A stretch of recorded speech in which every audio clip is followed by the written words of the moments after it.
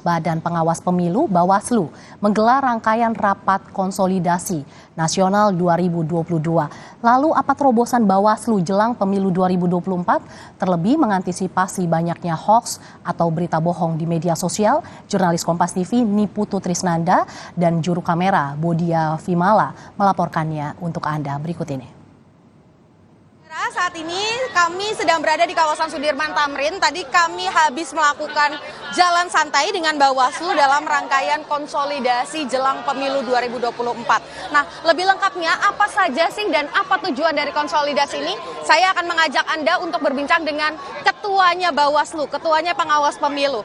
Ayo ikutin saya. Selamat pagi Pak Bagja, boleh minta waktunya sebentar dengan Kompas TV. Pak, kita sudah jalan 4 km tadi kurang lebih. Konsolidasi ini juga diikuti dengan banyak sekali anggota Bawaslu dari seluruh Indonesia. Tujuannya apa sih Pak? Tujuannya untuk mempublikasikan bahwa Bawaslu sudah siap dan telah siap untuk mengawasi penyelenggaraan pemilu setelah penetapan ini. Dan kemudian memperlihatkan Bawaslu tetap solid dalam mengawasi, tidak membuat was-was, bahkan membuat gembira pada kali ini. Jadi memang tema kali ini tema gembira. Nah, Pak, ini kan juga sebentar lagi sudah mulai ada pengambilan nomor dan lain sebagainya.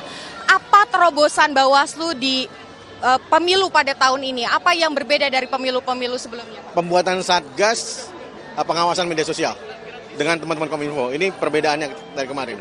Mekanismenya seperti apa? Mekanismenya kita kemudian ada laporan dari Kominfo tentang medsos yang bermasalah. Kita review dan kita kemudian memberikan rekomendasi kepada Kominfo untuk melakukan sanksinya. Ataupun dari kita temukan, nah dulu tidak seperti itu. Kita temukan, kita melaporkannya kepada Kominfo untuk di take down. Jadi sanksinya di take down aja atau bisa ada sanksi? Bisa pelanggaran administrasi kalau terbukti ada partai politik di situ atau peserta pemilu.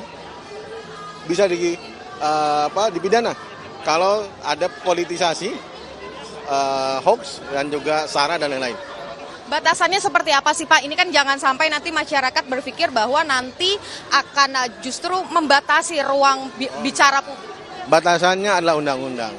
Orang boleh berbicara apa saja, tapi kalau kemudian menyinggung atau kemudian melakukan fitnah atau kebohongan itu jadi masalah. Batasannya itu. Bisa dibuktikan apa tidak tuduhannya. Kalau tidak bisa dibuktikan ya silakan ada pidana kemudian bisa menanti. Ya. Sejauh ini ada, terakhir nih Pak, sejauh ini ada nggak sih Pak yang temuan dari Bawaslu bahwa ada yang curi-curi start untuk mulai kampanye? Ya saya kira bisa dilihat, tidak boleh melakukan kegiatan politik praktis di tempat ibadah. Itu yang paling penting pada saat ini. Ya. Akan ada sanksi Pak berarti atau mediasi dengan pihak-pihak yang ditemukan curi start? Kita kemudian memerintahkan kepada para pengawas untuk mengingatkan teman-teman panitia. Siapa tahu mereka lupa bahwa ini sudah masuk penetapan peserta pemilu dan lain-lain, ya. Jadi harus sesuai aturan. Harus sesuai aturan, peraturan daerah dan lain-lain, ya. Baik, terima kasih Pak Bagja. Silahkan melanjutkan nyobain makanan-makanan khas dari masing-masing daerah. Dan saudara, tadi sudah disampaikan bahwa sebenarnya pesannya adalah menjelang pemilu ini diharapkan nanti seluruh masyarakat Indonesia ini bisa ikut berpartisipasi, bisa ikut merayakan pemilihan umum, memberikan hak suaranya, tetapi dengan satu catatan, harus sesuai dengan peraturan yang ada dan jangan saling menjatuhkan. Niputu Trisnanda, Bodia Vimala, Kompas TV, Jakarta.